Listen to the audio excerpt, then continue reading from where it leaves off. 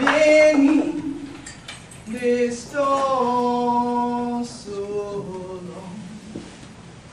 I've been in this your storm so long, crying, Lord, Lord, give me more time for pride. I've been in this your storm so long. Oh, this your hard needed time. Oh, this your hard needed time. Crying, Lord, Lord, give me more time for prize. I've been in this your storm so long. Good afternoon, children. How are you do? Good afternoon. Great God, some of you broke up in it. Because I ain't getting nothing tall for some of the children. Then you try that one more again. How are you do this afternoon? Right. Okay, then no sorry. If you broke up, you broke up. We're glad for day in this short part of the Gullah Geechee Nation where 100 children that yet about to call it. Coastal Empire and things like that. Plenty of time we're chilling the day over here. You know what? Call yourself. Well, a Geechee. You want to send people back across the river we're minute there from in South Kakalaki. But look here. All of North Kakalaki, South Kakalaki, Georgia, Florida coast, from Jacksonville to Jacksonville, that the Gullah Geechee Nation. So whether 100 children that did from the sea island today, or you did inland, all the way to the St. John River and things like that, 30 to 35 miles inland, 100 should get it be the crack we teach like that. When 100 Yeti people will say, oh, the Gullah Geechee children together, shouldn't have to take something for crying you like one pump. You should say, oh, great God, that are my people over yonder, I have to get over there. You see him with that cracky thing who been up here a while ago with him. You see? When he see, Gullah Geechee, he say, yeah, let me see what they do. Let me see what they're crack the teacher talk about. Because I want to make sure they're in the story. You see? Plenty of time, people that go around now are saying, know what this shop and know what that and things like that. But if you ask them for crack the teeth with them, you'll get, oh, hi, how are you? I've researched your people for quite some time. Well, there's a difference between studying someone as if they're in a Peachtree dish and living a culture and its traditions. So one of the things that I always point out to people first and foremost when they ask me, well, Queen Quet, how will we know whether something is authentic or not? More often than not, if one can crack your teeth like this year with them and things like that, and they look at you and say, huh? Stop with them right there. Stop with them right there. Because they ain't another week. Okay? Now, you see? The young man, okay then.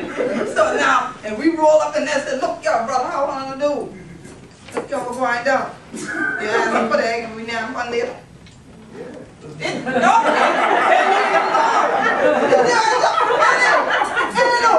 And get something good on grips and things like that, and get some mullet and things, and see, he's more than dog. This one here have me hungry. He ain't doing none of my dog. Yeah, you can do something, you can. Yeah, turn legs, Molly Chris, he said hungry, no. So definitely, that is one of your initial ways to know where your people are. All right? And I loved it this year when the Saints won the Super Bowl. That just gave me all kind of reason to just act up. Because Perlo is Gullah Geechee, all right? And when they said they song, I didn't even know their song was Who That Nation until the Super Bowl, because I don't watch sports until we get to the end. And so when we get to the end, I want to see the World Series, I watch the Super Bowl, NCAA, the finals, I watch that. I don't be all through the season. I ain't got time to waste. I want to see the winners. So when I heard Who That Nation, I said, what? Who That Nation? The Gullah Geechee Nation up in there. And why do I say that? Because many of the people who are in New Orleans are Gullah Geechees. Many times here we hear them just called Creoles, and we only hear the Creoles, but the Creoles are one set of people. Cajuns are another set, and Geechees are yet another ethnic group in New Orleans. And the Geechees in New Orleans are from the Gullah Geechees here on this coastline. Before Big Shooter started, or as they tell y'all children in school, when the Civil War began, all right? Or as us Southerners call it, the War of Northern Aggression. But right before that began, many of our ancestors were marched from this coastline in gangs out to Alabama and Mississippi. Many of our ancestors prior to that were part of an ethnic group of people you call today Seminole. But Seminoles were not a Native American or Indigenous American ethnic group. That term came from Spanish, a word cimarron, that meant wild or exiled, you see? Because these were the indigenous people such as the Kusabo, the Yemisi, the Adisto, the Cree, that all existed in this region that we now occupy as our homeland, that decided they would band together in that same type of fellowship with their brothers and sisters of the motherland. And we did not come from any one place in the motherland. You have many people building careers off of saying Gullah Geechees come from this one country on the western seaboard of the motherland. Ain't no such a thing. You understand? Ain't no such a thing.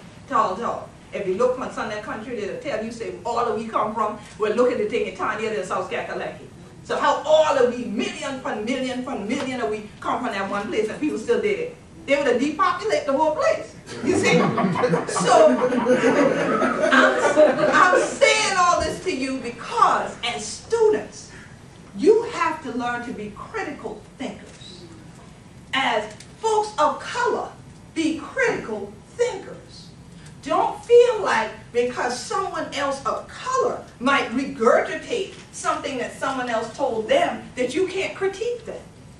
Still be open to critiquing it. Gullah Geechees came from the Senegambia region all the way down to Angola, some even from Madagascar. And when we say they came from there, that is where the fortresses of enslavement were, that many of them were marched to as prisoners of war. Many of them were from inland points of the motherland. All right? Some of the greatest kingdoms and queendoms we ever had were in Kemet. The entire cradle of civilization that we now have been taught to call Egypt. The same way we were taught to call Al-Kebulan, Africa.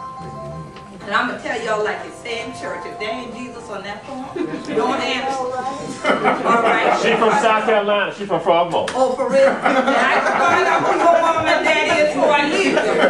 Because I say I'm going to have to get a switch. All right? Real fast. I know it won't. Y'all won't start to act up in that little church. I'm sorry. Now, I apologize. so, one of the things that has happened is exactly what y'all just heard happen. It didn't happen for nothing. We have a lot of things disrupting us and displacing us from the mindset that we once had in this area as Gullah Geechees. Now that displacement of war that happened in the motherland and that battle and that fighting took place as people were going from place to place. Some were doing business. They were doing trade with one another, officially. But you know, there's always going to be somebody else who wait till somebody else works for it, and they think they can just go get it. All right? So there were some people who got to that point, and wars began, and people fought against one another. But one thing about hardship is that we have always known that even in the midst of the worst conditions, it is time to then come together and regroup. All right? Because there's more strength in us being together than there is in us fighting one another.